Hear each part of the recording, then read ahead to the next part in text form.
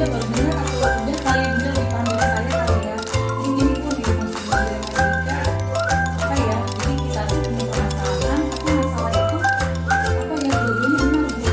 Satu benar, yang satu benar. Tapi kita harus menyikapinya dengan bijak gitu. Contohnya kayak misalkan masalah saya di saya tuh pernah di tahun 2019 setelah saya mengikuti PLN itu untuk mendapatkan pendidikan tersebut, saya itu harus ngajar minimal 24 jam. Tapi pada saat itu kebetulan guru matematika di SNMPTN 2009 itu libur. Tapi karena saya guru paling muda, akhirnya kepala sekolah di situ pada saat itu memberikan apa ya, memberikan solusi saya bisa mengikuti ajar saya dengan mengajar mata lain sama aku sendiri. Itu udah lama banget, udah satu kuliah saya pengen banget dong, saya nggak mau sia-sia saya sudah PLBM di lapangan saya masih kecil, terus gara-gara saya nggak 24 jam saya nggak dapetin yang profesi Bunda gitu loh. Dan masih tapi itu dilema. Satu kan juga kalau saya mengambil ngajar mata pelajaran seni budaya itu dilema banget kan tempatnya saya, tapi pada saat itu sih saya alhamdulillah bisa belum tertangani. Saya dalam waktu cepat saya belajar selama 1 tahun, akhirnya gini Bu, saya ini loh sampai ikut tes Yamaha Bu, saya mengambil les piano tapi saya tidak mengikuti kurikulum Yamaha, saya cuma ngambil ini apa notasi musik karena pada saat itu di musik itu Simbol piano Mira. Nah itu kalau permasalahan saya sebagai guru pada saat itu saya pernah mengalami dilematika. Nah Bunda Yenti ini kan di sini juga baru ya Bun, kurang lebih 1 tahunan ya, baru kan ya Bun ya. Pasti ada dong Bunda juga pernah mengalami hal-hal seperti saya yang dilematika di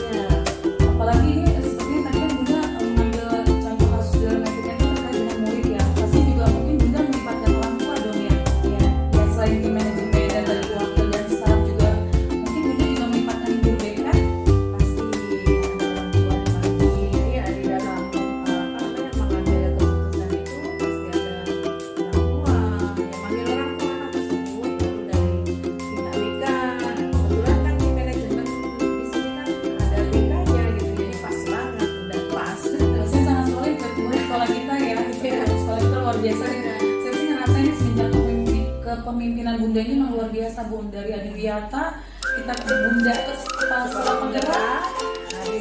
penggerak, dan sekarang sekolah anak-anak ini luar biasa. Saya benar, iya kita mau dulu ya Bun, kemarin kita sudah deklarasi ya Bunda. Nah lalu Bunda selama ini kan sering Bunda kan banyak nih pasti permasalahan. Biasanya Bunda tuh menyelesaikan langsung atau membuat deadline schedule gitu Bun, ya jadwal gitu Bun. Timeline gitu, benar-benar timeline istilahnya itu timeline. Misalnya ada kegiatan kita harus komunikasi dulu. Memang ada tahap itu nggak perlu langsung, itu kan berdasarkan situasi, berdasarkan masalah tadi ya. Berdasarkan masalah yang harus bisa Dilema etika. Nah, ini kan bisa kadang-kadang saat itu juga yang harus kita putuskan, ambil keputusan. Mungkin kita bertahap, kalau secara bertahap saya banyak kita harus bikin ya dari ini ya gitu, melaksanakan pembinaan seperti ini. Kebanyakan sih spontan ya. Iya. Kecuali kalau masalah itu masalah Bertahap mungkin yang Bunda pembinaannya gitu ya. proses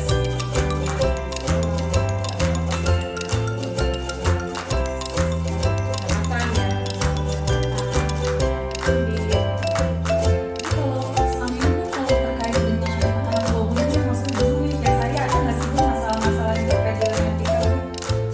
Nggak usah disebutin orangnya sih, maksudnya ada nggak Bunda?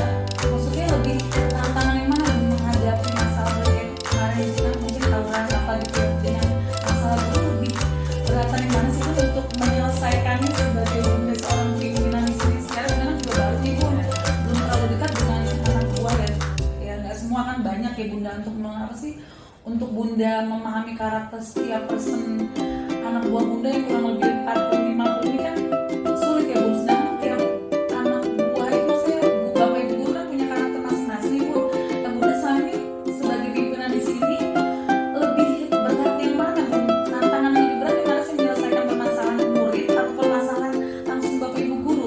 Pasti ada dong Bun, kayak saya mungkin Bunda punya nih, cuma Bunda nggak langsung lah gua aja masih bisa ditangani dengan pelan-pelan gitu. Tapi ada mungkin yang guru yang aduh nih Bapak Ibu guru yang mikir aduh mesti gimana saya ya, mungkin kayak tadi Bunda pimpinan bertahap atau emang langsung SP atau bagaimana. Saya selama ini nggak pernah tahu nih, Bunda nggak pernah cerita masalah itu nih. Ada nggak Bunda mungkin? pastilah ada, pasti ada. Kalau urusan guru itu kan memang kita tuh harus sudah memang semuanya tuh ada yang lebih yang harus ditangani yang lebih Krusial, lebih kecil, lebih halus. prioritas guru ada memang ada aturannya menangani guru ya, pasti ada aturan. Misalnya kayak teguran Bulan lisan dulu nih Bun. teguran lisan dulu. Berarti bertahap juga nih tegurannya.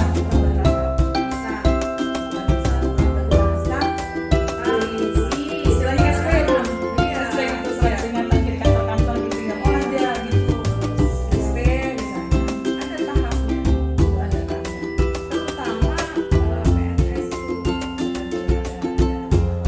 Istilahnya apa? Hukuman disiplin pegawai itu Bun ya, yang disosialisasikan oleh yang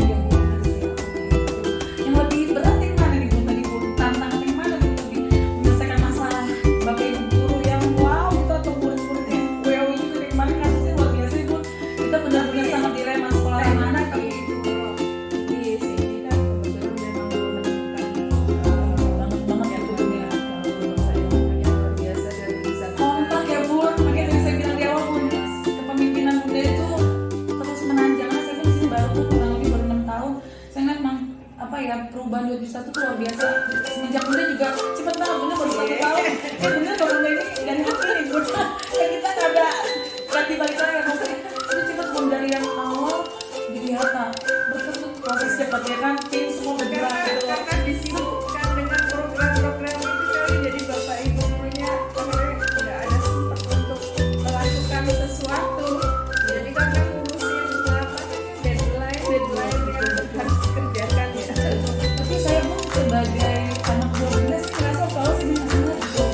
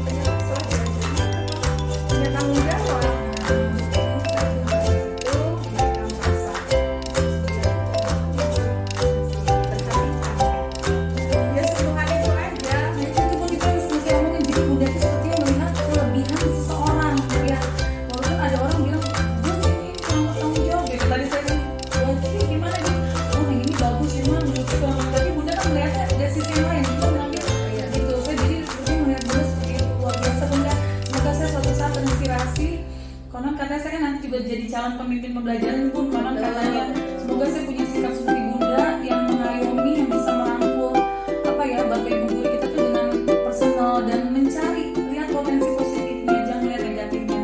Benar nggak ibu kesimpulan saya? Iya, kita harus melihat positifnya. Kelebihan itu apa? Nah, kelebihan si A pasti dia ada kekurangannya kan. Nah, yang si B pasti ada kelebihannya. Nah, bisa saling Membantu ya, istilah apa sih? Ya, paham ya. Subsidi silang lah ibu istilahnya. Gimana contohnya? Kan ada yang lebih, ada yang kurang. Ada yang lebih, wakilnya tidak kurang misalnya, tetapi di administrasi bagus, wakil stafnya berarti di lapangan bagus, saling Mengisi, saling melengkapi. Baik Bunda, sangat paham banget dan pasti saya sangat tercerahkan nih Bunda suatu saat. Semoga nih saya tinggal 2 modul lagi pun. Terima kasih banyak buat dukungan Bunda selama ini pada saya untuk membantu saya memenuhi semua program-program yang ada pada pendidikan guru penggerak. Bunda juga sukses, Bunda juga kepala sekolah penggerak. Jadi kita semoga kita bisa terus saling berkolaborasi ya untuk mewujudkan sekolah penggerak sesuai harapan Kementerian Pendidikan Nasional ya Bunda ya. Tetap semangat juga Bunda, makasih banyak buat waktunya. Semoga Bunda semakin sehat, selalu sehat, semakin sukses. Apalagi ya, Aci juga sukses. amin amin, dan pastinya 27 status semakin bersih pasti. Baik Bunda, terima kasih buat waktunya. Wassalamualaikum warahmatullahi wabarakatuh.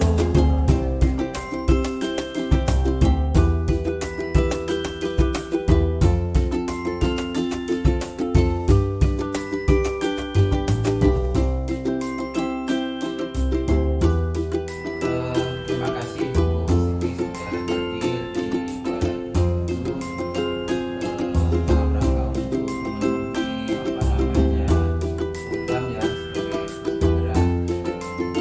Sebenarnya saya sudah bersama di dalam rangka untuk mendukung program Kemendikbudristek dalam rangka untuk sebanyak-banyaknya mencetak guru penggerak untuk meningkatkan kualitas pendidikan di masa akan datang. Terkait dengan masalah tadi, tentu di sekolah dan khususnya saya sebagai kepala sekolah tentu masalah itu hampir setiap hari. Ada aja masalah, baik itu masalah menangani peserta didik, kemudian juga guru, kemudian juga tenaga pendidikan dan lain-lain. Terkait dengan masalah yang saya alami itu masalah dengan bagaimana menempatkan seorang guru berdasarkan analisis jabatan, analisis data, dan juga kebutuhan dan kebermanfaatan untuk proses kegiatan belajar mengajar. Nah, di posisi itu kebetulan di tahun 2022-2023 itu ada guru atau pendidik ini dalam mata pelajaran IPA. Nah, IPA ini secara anjak memang pas 4 guru ya, 4 guru. Nah, kemudian dari 4 ini 2 orang akan pensiun di bulan April dan Mei tahun 2023.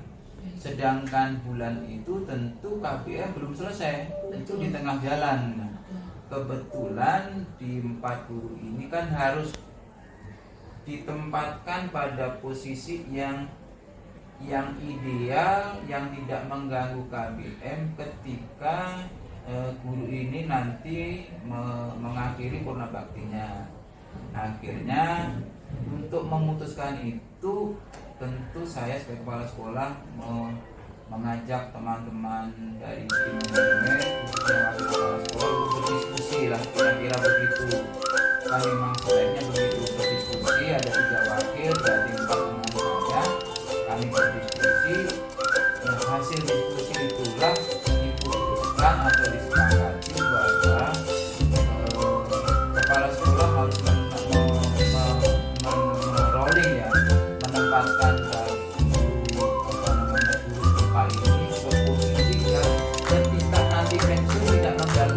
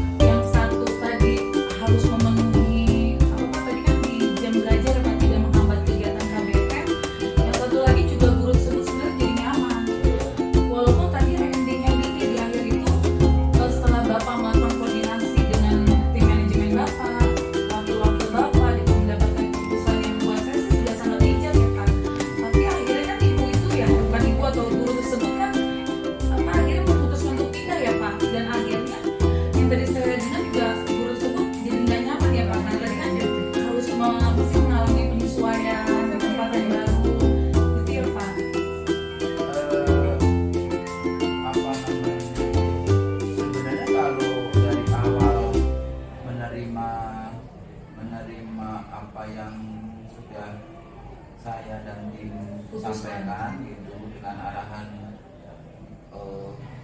guru ini ngajar kelas 78 sementara yang mau pensiun ngajar kelas 9 sebenarnya tidak ada masalah gitu. Karena ini guru ini tidak mau ya dan menyatakan pengen pindah ya kami kan nggak bisa memaksa seperti itu, dan akhirnya kan permasalahan itu muncul diakibatkan oleh kebijakan sekolah yang sesuai regulasi atau aturan dan kebermanfaatan peserta didik itu sudah saya yakin dan teman-teman tim yakin benar, tapi diterimanya tidak mau gitu. Akhirnya kan kami tetap harus berpijak kepada kebenaran dan kebermanfaatan untuk peserta didik. Nah, akhirnya kami lanjut silahkan diproses, masih juga proses, dan tapi kami yakin bahwa semuanya tentu akan ada hikmahnya gitu, baik buat sekolah maupun juga buat guru yang bersangkutan begitu. Nah, itu yang dimaksud dengan tentu masalah dengan solusinya begitu. Saya kira itu buat positifnya. Baik Bapak, pada saat Bapak dapat masalah tersebut, buat Bapak itu merupakan tantangan nggak sih Pak sebagai pemimpin belajar? Karena kan pasti kan masalah tiap hari selalu ada yang tadi Bapak sampaikan di awal ya. Itu tantangan nggak Pak pada saat Bapak mengambil putusan bersama tim manajemen gitu loh, yang akhirnya yang tadi Bapak bilang tim manajemen sudah memutuskan harus seperti ini, ternyata kan keinginan dari guru yang bersangkutan pengennya beda gitu, dan akhirnya malah malah membuat guru tersebut jadi nggak nyaman kan Pak. Itu menurut Bapak tantangan nggak sih pada saat memutuskan bersama tim manajemen Bapak? Setelah kami diskusi dengan tim manajemen memutuskan itu, kemudian disampaikan kepada guru yang bersangkutan dan tidak menerima, tentu ini sebuah masalah, dan masalah itu kan otomatis sebuah tantangan gitu. Masalah dan tantangan itu kan dari tentu solusi yang baik adalah solusi yang bisa diterima oleh baik sekolah maupun guru yang bersangkutan.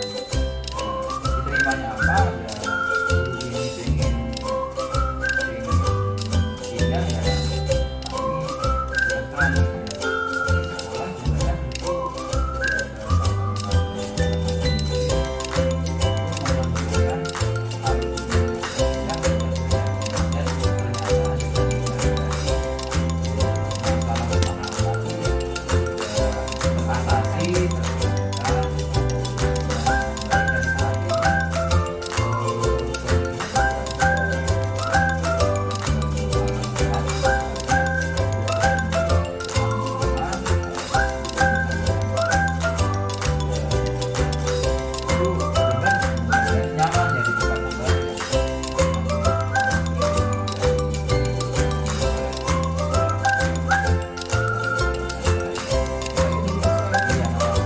Berarti kita selama ini setiap ada masalah-masalah terkait dengan nilai kita, Bapak tidak memutuskan sendiri ya Pak, selalu melibatkan tim Bapak yang wakil terutama. oh iya, sekolah itu kan sekolah itu mah jangan masalah, terutama masalah mengatasi ya kekurang pintaran anak-anak gitu kan, kekurang pahaman.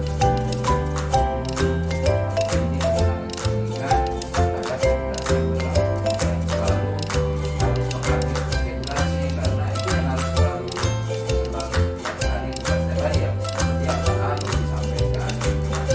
Dan masalah itu ya namanya juga sekolah yang memang selalu ada, dan bagaimana mengatasi masalah itu tentu tidak sendiri gitu, karena ya nggak mungkin lah sekolah yang begitu banyak problem, banyak masalah cari solusi yang baik masa sendiri kan ya sulit lah, nggak mungkin juga gitu. Nah, tim sekolah yang bagus adalah tim yang bisa bekerja sama mencari solusi. Kalau bahasa yang keren itu mengatasi masalah tanpa masalah, kira-kira begitu. Iya. Gitu. Moto itu ya Pak ya. Iya, foto yang sedang sono.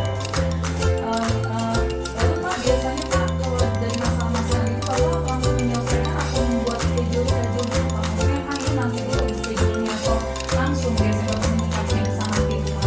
Oh ya, tentu tim mengumpulkan dari solusi dari solusinya tentu ada tahapannya. Namanya ada masalah ini, tahap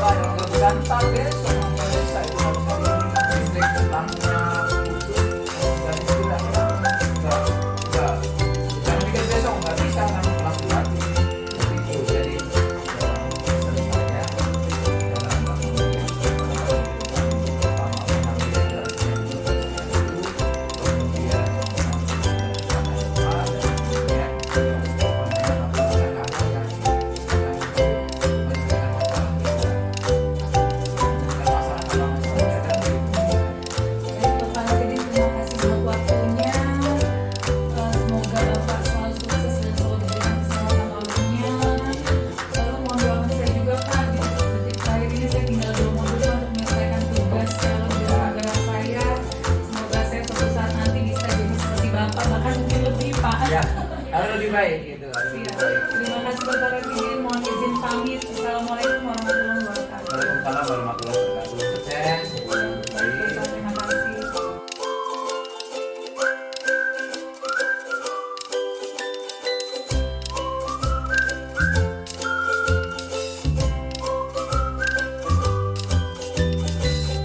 Nah intinya sih gini Bun, jadi kan di materi modul 3.1 itu kami ini calon guru penggerak ini belajar tentang pemecahan masalah seorang pemimpin pembelajaran Bun. Gimana sih kita memecahkan masalah yang ada dalam kehidupan kita nanti kalau kita jadi pemimpin pembelajaran.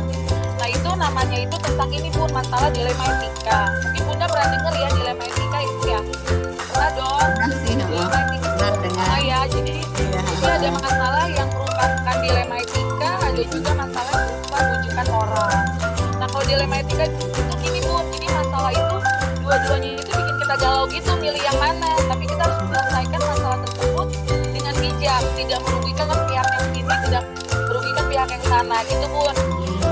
Kira-kira seperti itu deh di teorinya. Nah kalau Aji selama jadi guru dari 2002 sampai sekarang, Aji pernah tuh waktu tahun 2011 pernah mengalami masalah dilema etika.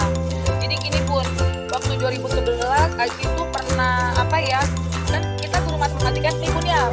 Nah itu sejak PLPG di tahun 2011 kan syarat minimal ngajar itu kan 24 jam ya. Sedangkan di SMP 29 pada saat itu guru matematikanya banyak. Sedangkan Aji guru matematika paling muda. Alhasil kurang jam dong.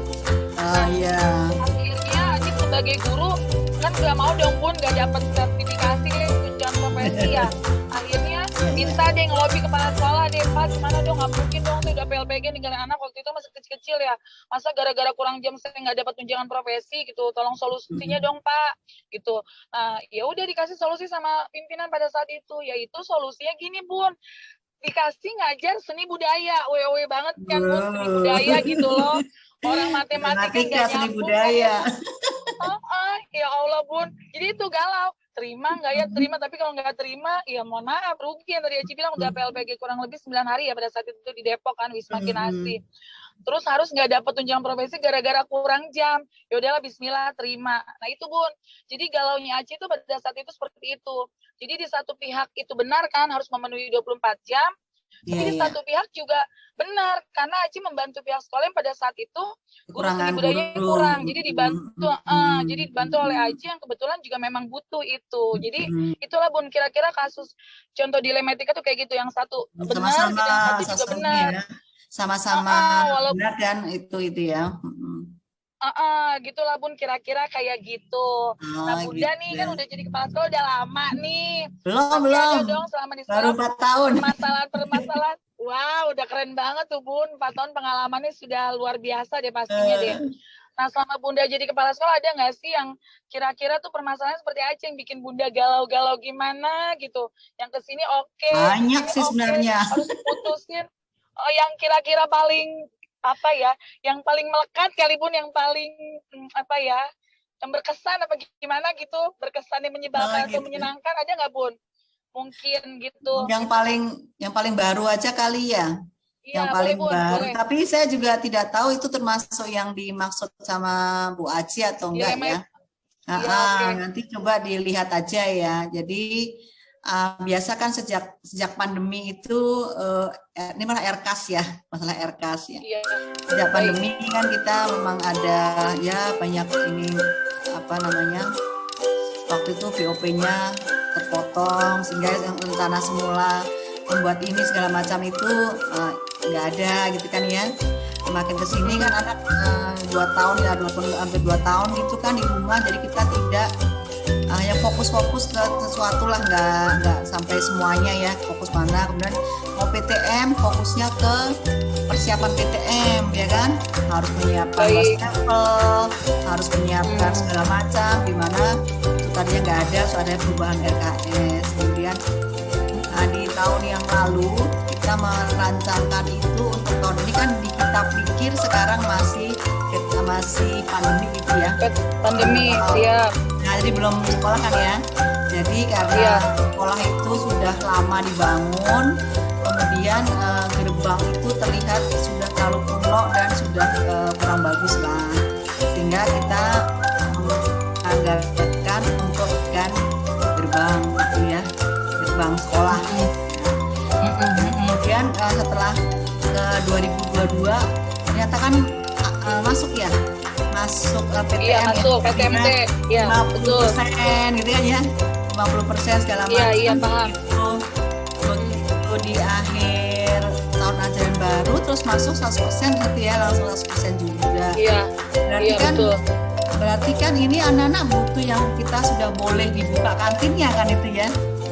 Iya, betul. Walaupun masih terbatas ya, Bu. Ya, belum terbatas 50% atau 100%, tapi kantin belum buka ya.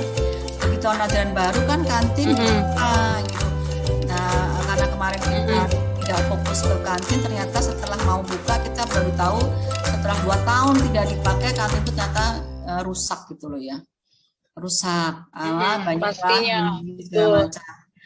Nah, kita kan ini bagaimana nih kantin kok rusak, terus bagaimana nanti apalagi untuk anak-anak ini sementara solusi sementara ini ya, karena kita belum tahu mau mengambilkan dari mana nih dana untuk memberikan kantin gitu ya.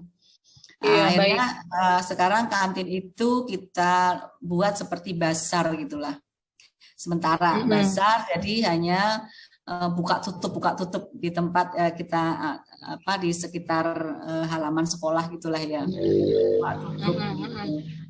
Ternyata alhamdulillah dinas memberikan waktu perubahan RKS gitu ya, sehingga terpikirkan kita langsung musyawarah nih dengan manajemen nih, bagaimana wakil biasa Bun ya, wakil staf kita ajak rapat. Bagaimana Bapak Ibu kita punya masalah di sini, kantinnya harus buka dan harus dalam kondisi baik gitu ya. Sementara kita tidak menganggarkan biaya untuk kantin. Terus, tapi kita punya biaya perawatan. Kan itu harus satu rekening kan ya, perubahan itu. Baik. Ada perawatan gerbang sekolah kita. Bagaimana baiknya nih, ya sama-sama penting karena kan sekarang di Jakarta itu kita ditekankan mengenai depan itu kantin harus sehat. Bukan itu bagus, maksudnya ada tulisan. bagus ya, begitu masuk gerbang harus dilihat bagus dulu, makanya kan kita kemudian baru hijau segala macam kan. Ini gerbang kita, Bu Aci belum pernah ke sekolah saya ya, belum ya? Waktu itu udah pernah deh sekali doang. Iya waktu itu ya, waktu pernah. kegiatan apa itu ya, MGMP ya? Pernah, betul pernah MGMP ya. Ini kan itu kan kalau kita dari sekolah-sekolah lain kan udah kayak kuno banget ya.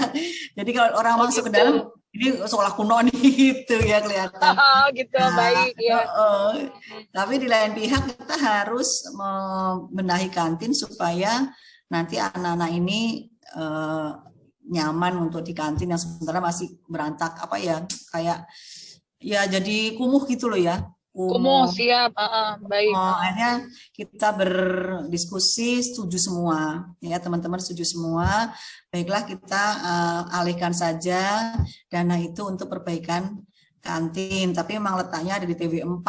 Jadi TW4 ini nanti baru kita perbaikan. Jadi kadang-kadang kita dalam penganggaran RKAS itu sering beberapa hal yang urgen dulu kita kerjakan padahal dulu tidak direncanakan. Itu sering terjadi begitu, sampai semua sekolah seperti itu. Itu salah satu contoh lah begitu Bu Aji yang saya alami ya. Baik.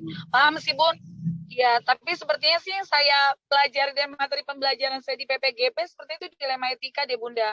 Nah, kalau menurut Bunda itu pengambilan keputusan itu udah efektif ya Bun, dengan maksudnya mendahulukan pembangunan kantin ya tadi ya? Iya. Kantin Menurut dulu kami, ya, walaupun ya. Jadi tadi Bunda kantin dulu kan ya, baru gerbang ya di TW4 tadi ya, gimana Bun? Yang gerbang itu kita alihkan ke kantin, yang gerbangnya Nanti, jadi iya, belum betul. jadi. Nah, gerbangnya nanti di tahun 2023. Jadi yang kantinnya TW4. Kalau gerbangnya di tahun 2023 TW1. Saya nggak paham Bun masalah itu. Ya nanti TW berapa bisa lah. siap begitu. Iya Terus gitu. menurut Bunda, kalau masalah-masalah kayak gitu itu tantangan banget nggak sih Bun?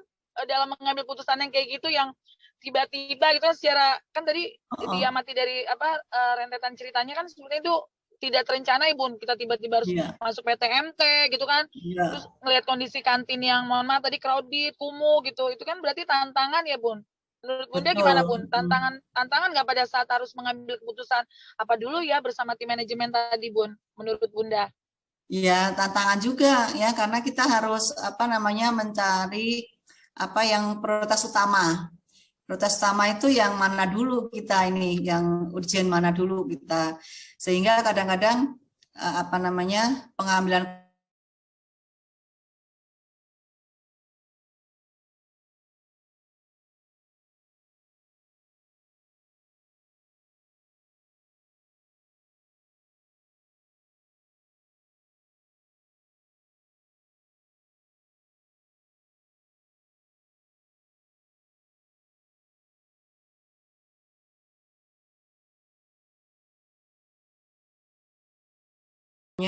perlu juga menjadi suatu pertimbangan lah, pertimbangan untuk mana yang urgent terlebih dahulu.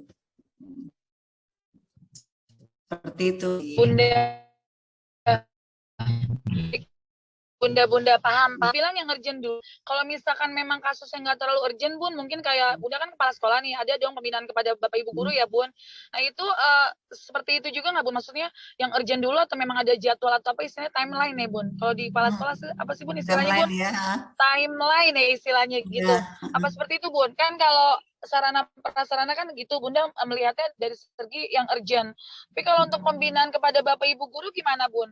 Apakah yang urgent dulu atau memang ada pembinaan secara bertahap gitu, Bunda? Misalkan Kalau pembinaan kepada gitu. Bapak Ibu guru. Oh, pembinaan seperti bertahap nggak, Bun? Seperti apa pelanggaran atau apa gitu ya? Apa langsung iya. Hukuman disiplin itu loh, Bun. Bunda sebagai kepala sekolah menyikapi masalah yang ada pada Bapak Ibu guru biasanya seperti apa gitu, Bunda? Kalau saya memang tipenya modelnya pendekatan gitu ya Bu Aji ya. Jadi kalau misalnya personal gitu ya. Jadi kita memang saat masuk ke dalam suatu lingkungan sekolah itu kita memberikan kesan bahwa saya bisa diajak bicara gitu loh ya. Saya bisa diajak bicara sehingga ada sesuatu permasalahan atau apa, silakan bicara dengan saya gitu ya. Sehingga misalnya nih apa namanya ada pernah sih ada antara teman itu agak konflik gitu ya. Ada konflik gitu ya. Nah itu kan perlu pembinaan itu ya. Nah, pembinaannya kita artinya ngobrol dengan masing-masing sambil menunggu saat dia emosinya turun gitu ya. Emosi turun, dan kita ngomong bagaimana nih satu keluarga segala macam. Akhirnya kita mediasi, mereka berbaikan kembali dan saling memaafkan seperti itu ya misalnya ya. Nah, paham gitu. Kalau di sekolah saya seperti apa ya? Tidak ada sih ya seperti yang aneh-aneh banget gitu nggak ada ya, Bun ya? Yang masuk laporan Sudin gitu ada nggak, Bun? Enggak ada, alhamdulillah. Yang laporan Sudin gitu loh, yang kasusnya yang WOW, apa ada pengawas data gitu, pernah nggak, Bun, di sekolah Bunda? Enggak ya, aman ya? Alhamdulillah nggak ada. Keren, sekolah Aci pernah ada tuh, Bun, kayak gitu, Bun. Jadi akhirnya ya itu tadi setelah kata pimpinan ngambil.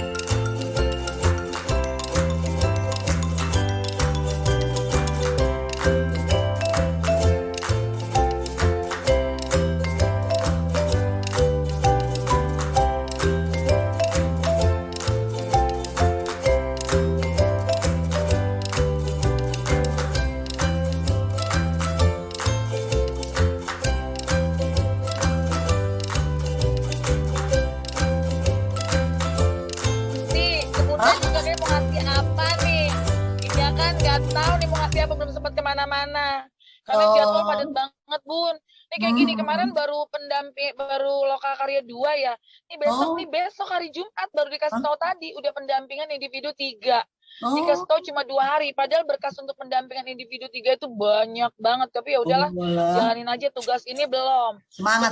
Yang kemarin coaching belum. Pokoknya tugasnya luar biasa, Pun. Kalau nggak kuat mental nih, bisanya nangis doang kayaknya. Ya Allah. Masih muda, harus semangat lah. Iya, tapi kan waktu bekerjanya kan tugas tambahannya banyak. Banyak ya. Kurikulumnya baru Merdeka, masih ngeraba-raba sama wakil. Iya, betul. Jadi yang ini apa sih? Jadi nggak ngerti. Terus ya udah. Lagi belajar penilaian loh ini. Iya, lagi belajar penilaian project ini. Kita mau project kedua, mau selebrasi, persiapan project kedua, persiapan selebrasi gitu ya, Bun ya. Terus kan setahun ada 3. Ya gitu deh, Bunda. Ya udah semangat aja deh. Yang penting jangan sakit. Makanya kalau Bunda lihat aku makin hari makin gendut dari XL ke XXL sekarang bajunya. Pokoknya udah agak jelas nih badan. Iya. Ya gitu udah. Ya udah, Bunda. Oke. Aja, Bunda, makasih buat waktunya. Semoga sehat selalu. Salam buat Bapak. Bunda, nanti kita luring ya. Aku mau bawain apa buat Bunda tersayang nih, ya Allah. Ntar aja itu November. Ya. Saya undang. Iya, November ya. Semoga bisa ya. Oh iya benar, Bunda, November ya. Makasih, Bunda. Selamat malam. Assalamualaikum warahmatullahi wabarakatuh. Waalaikumsalam warahmatullahi wabarakatuh. Sampai ketemu. Bunda izin live ya. Ya. Makasih, Bunda.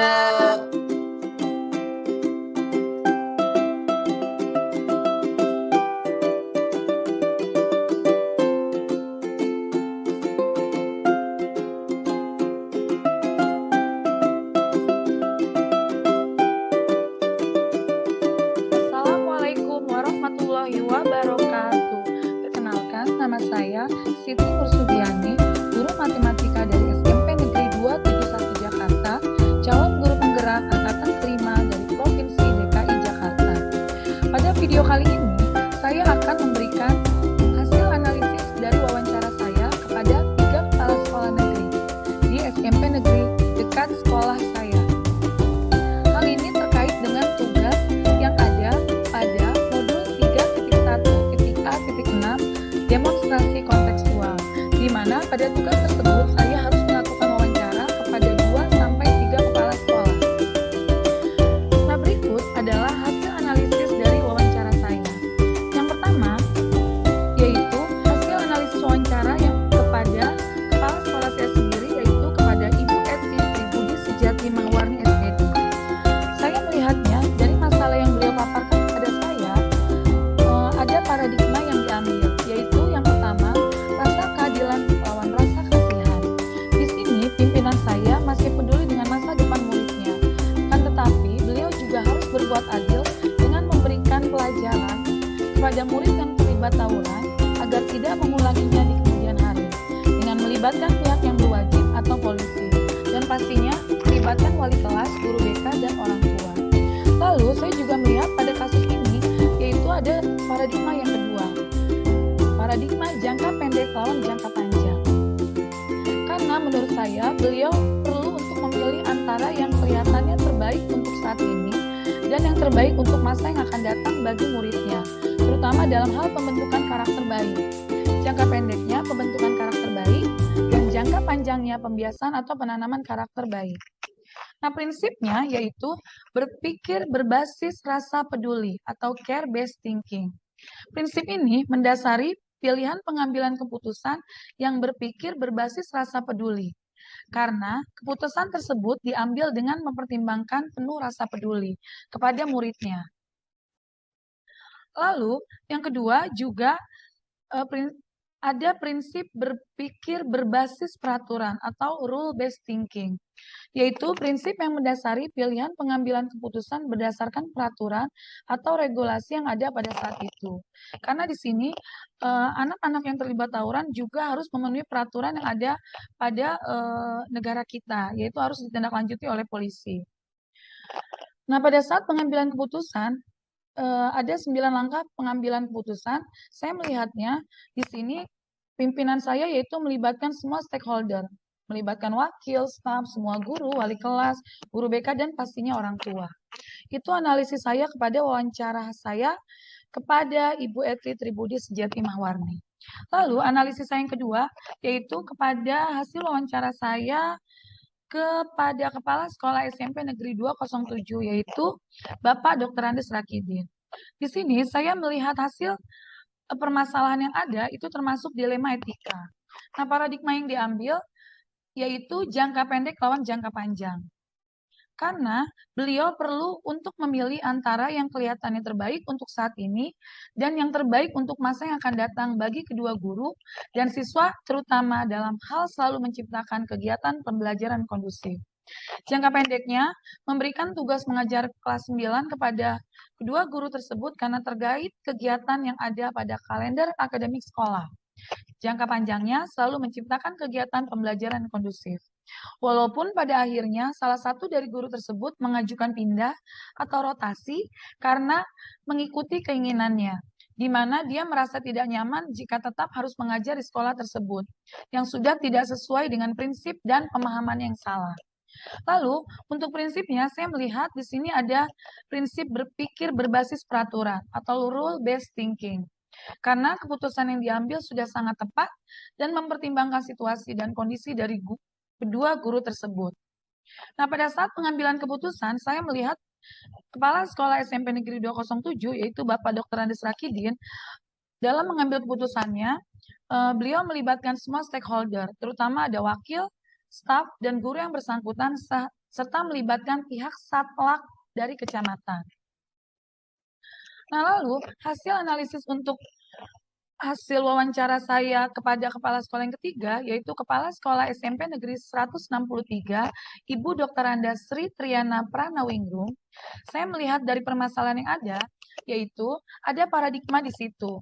Karena ini masalah yang beliau paparkan menurut saya adalah permasalahan yang terkait dengan dilema etika, yaitu paradigmanya jangka pendek lawan jangka panjang.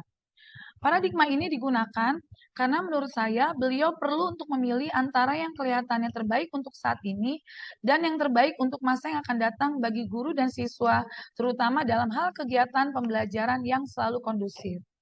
Jangka pendeknya, karena pembelajaran kondusif ditunjang dengan kondisi kantin yang nyaman dan sehat. Gitu loh.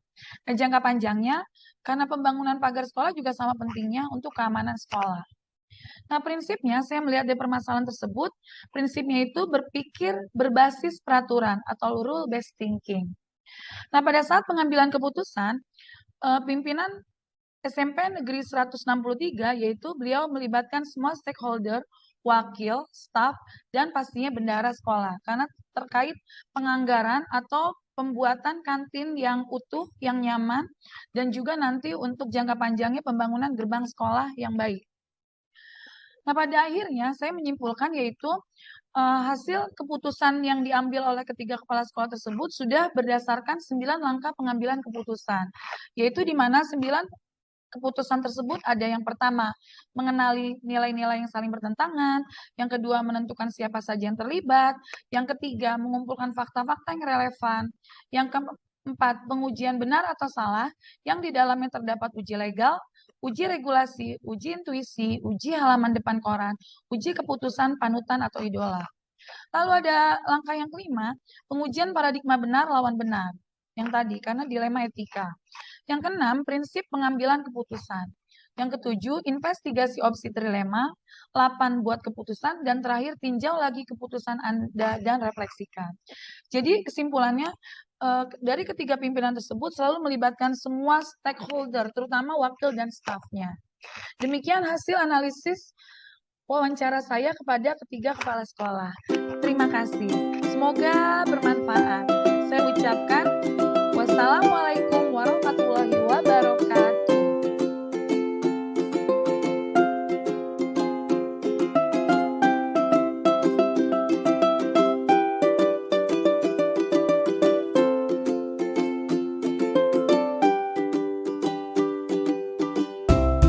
Assalamualaikum warahmatullahi wabarakatuh.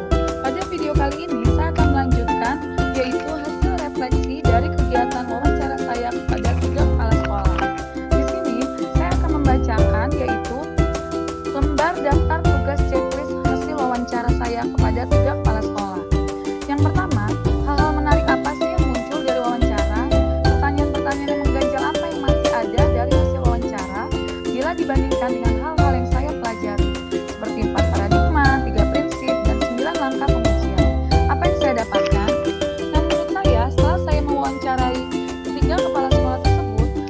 menarik yang muncul yaitu saya mendapatkan pengalaman berharga tentang kepemimpinan. Dan saya merasa bahwa seorang pemimpin itu, menjadi seorang pemimpin itu tidaklah mudah. Kita harus bisa menempatkan diri kita sebagai seorang teman, seorang pemimpin yang bijak gitu. Jadi ya harus selalu berusaha menjadi orang yang berusaha jadi sempurna gitu loh. Nah, untuk pertanyaan mengganjal, saya masih melihat ada pada saat mereka mengambil keputusan tersebut masih ada yang belum secara penuh mengambil keputusan dengan mempertimbangkan atau melakukan 9 langkah pengujian. Tapi mereka mengambil keputusan secara berani dengan memantapkan dirinya melalui musyawarah dengan tim manajemen. Tapi menurut saya itu sudah langkah yang sangat tepat. Karena memang masalah-masalah yang ada yang mereka paparkan kepada saya, menurut saya memang harus diselesaikan dalam waktu cepat gitu loh. Nah, untuk poin yang kedua, bagaimana hasil wawancara antara 2-3 pimpinan yang saya wawancarai? Adakah sebuah persamaan atau perbedaan? Kira-kira ada yang menonjol dari salah satu pimpinan tersebut? Mengapa? Apa yang membedakan? Nah, di sini saya melihat persamaannya ketiga kepala sekolah tersebut mempunyai semua visi misi yang sangat jelas dan mereka mempunyai pemahaman teori yang sangat paham. Jadi pada saat mereka mengambil putusan juga sudah sesuai dengan teori yang mereka pelajari sebelumnya. Jadi saya melihatnya ketiga kepala sekolah ini sangat luar biasa. Nah, perbedaannya pada saat mereka memaparkan hasil menyelesaikan permasalahannya, mereka mempunyai gaya pemecahan tersendiri masing-masing dengan gayanya sendiri-sendiri. Ada yang melibatkan langsung stafnya, ada yang langsung melibatkan pihak kepolisian gitu loh. Jadi tergantung dengan masalah yang mereka berikan pada saya. Nah, untuk ada yang menonjol atau tidak, saya melihatnya dari ketiga kepala sekolah yang saya wawancarai, semua punya kelebihannya masing-masing. Dan buat saya semuanya keren, luar biasa. Saya sangat terinspiratif untuk menjadi seperti mereka.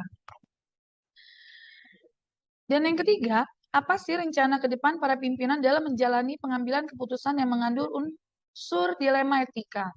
Bagaimana mereka bisa mengukur efektivitas pengambilan keputusan mereka?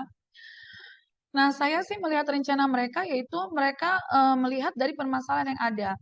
Jika permasalahan itu memang harus diselesaikan dalam waktu cepat, berarti mereka harus langsung bergerak melakukan diskusi bersama staf dan jajarannya atau tergantung dari masalah yang ada. Dan untuk mengukur efektivitas pengambilan putusannya, pastinya mereka juga menyesuaikan dengan permasalahan yang ada. Dan mereka juga punya target yang berbeda-beda, tetapi tetap memiliki tujuan yang sama yang tidak merugikan pihak manapun. Untuk yang keempat, bagaimana Anda sendiri akan menerapkan pengambilan putusan dilema etika pada lingkungan Anda, dan pada murid-murid Anda, dan pada kolega guru-guru Anda yang lain? Kapan Anda akan menerapkannya? Di sini, saya akan menerapkan pengambilan keputusan dilema etika pada lingkungan saya, pada murid-murid saya, dan pada kolega guru-guru saya, yaitu saya dengan cara selalu menyelaraskan dengan visi dan misi yang sudah ada dan sudah disepakati secara bersama, agar apa yang nanti diputuskan jelas dan terarah, utamanya dalam mewujudkan pendidikan yang berpihak pada murid sehingga terwujud merdeka belajar. Nah, saya akan menerapkannya mulai dari sekarang. Teknis, kejelasan suara, tulisan di video, blog naratif, format apa yang akan digunakan, sudahkah Anda mengujinya, membacanya, dan melihat hasilnya, membayangkan bila orang lain membaca tulisan Anda. Nah, untuk di sini, saya membuat hasil tulisan saya ini, saya membuatnya di blog saya. Nah, saya sih sudah akan membayangkan dan akan mengatur itu ke depannya. Semoga nanti di blog saya ini banyak komen-komen positif yang membangun untuk perbaikan blog saya. Nah, untuk keenam, teknis, durasi waktu atau panjang tulisan, apakah sudah diuji untuk maksimal dan minimal waktu berbicara, atau apakah sudah ditinjau isi dan panjang tulisan saya, dan kepadatan atau intisari materi yang ingin saya sampaikan. Dan di sini, saya pastinya sudah mengatur berapa waktu yang akan saya pakai untuk rangkaian pembuatannya. Alhamdulillah, pelan-pelan saya mengerjakannya hari demi hari, waktu demi waktu, di sela atau di luar kesibukan saya pada saat jam mengajar. Jadi saya mengerjakannya setelah jam mengajar. Terima kasih. Demikianlah hasil refleksi saya kepada 3 wawancara yang sudah saya wawancarai yang terkait dengan permasalahan dilema etika. Semoga bermanfaat. Terima kasih. Wassalamualaikum warahmatullahi wabarakatuh.